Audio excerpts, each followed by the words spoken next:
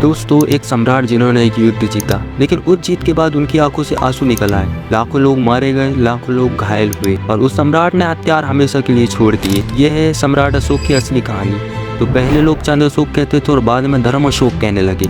आज हम आपको बताएंगे उनकी पूरी जर्नी, बचपन से लेकर कलिंग युद्ध तक, और वो पल जब एक खूनी राजा दुनिया का सबसे बड़ा पीस मैसेंजर बन गया। ये वीडियो एंड तक जरूर देखना, क्योंकि ये सिर्फ हिस्ट्री नहीं, ये एक इंसान की बदलने की सबसे बड़ी मिसाल है।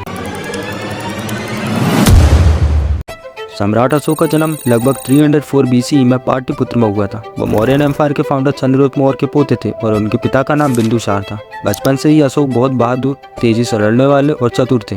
उन्होंने तक्षशिला के विरोध को दबाने में बहुत इंपॉर्टेंट भूमिका निभाई थी, जिसकी वजह से उनकी मिलिट्री स्किल्स की राज में बहुत तारीफ होती थी। लेकिन राजघराने में उनकी स्थिति इतनी आसान नहीं थी। बिंदुसार के कई बेटे थे और सिंहासन के लिए बहुत कड़ी प्रतियोगिता थी। इतिहास के कुछ सोर्सेज कहते हैं कि अशोक को सिंहासन हासिल करने के लिए अपने कुछ भाइयों से संघर्ष करना पड़ा। अंत में लगभग 268 BCE में अशोक मौर्यन एम्पायर के सम्राट बन गए और राज संभालते ही उन्होंने अपने एम्पायर को मजबूत बनाया। उनका राज उत्तर में अफगानिस्तान से लेकर दक्षिण भारत तक फैला हुआ था। रूल करते हुए लगभग 8 साल बाद ईयर 261 BCE में अशोक ने कलिंग पर हमला किया। कलिंग आज का उड़ीसा था, जो मौर्यन एम्पायर में शामिल नहीं था। ये युद्ध बहुत भयंकर था। अशोक के अपने रॉक एडिक्ट में लिखा है कि इस युद्ध में 1 लाख से ज़्यादा लोग मारे गए, 1,50,000 से ज़्यादा लोग घायल हुए या बंदी बनाए गए थे।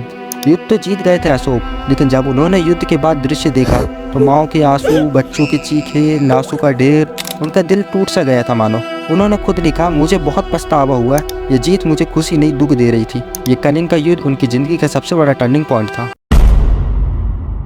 कलिंग युद्ध के बाद अशोक बुद्धिज्म की तरफ मुड़ गए। उन्होंने बुद्धिस्ट मॉन्क उपगुप्ता से धम्म सीखा और हिंसा छोड़ के अहिंसा का रास्ता चुना।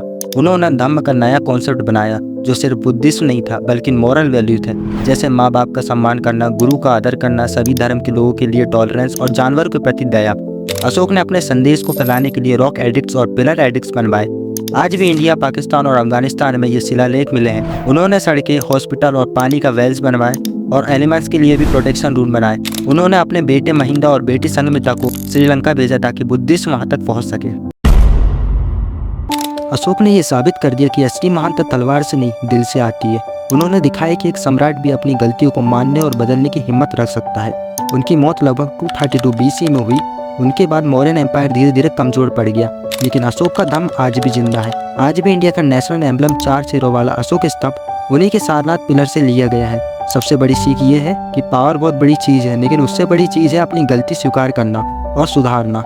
आपको अशोक की कहानी में सबसे ज़्यादा क्या पसंद आया, कमेंट में ज़रूर बताएं। अगर वीडियो पसंद आए तो लाइक कर देना, शेयर कर देना और चैनल को सब्सक्राइब कर लेना। ऐसे ही और इंटरेस्टिंग हिस्ट्री वीडियोज़ के लिए धन्यवाद। जय हिंद।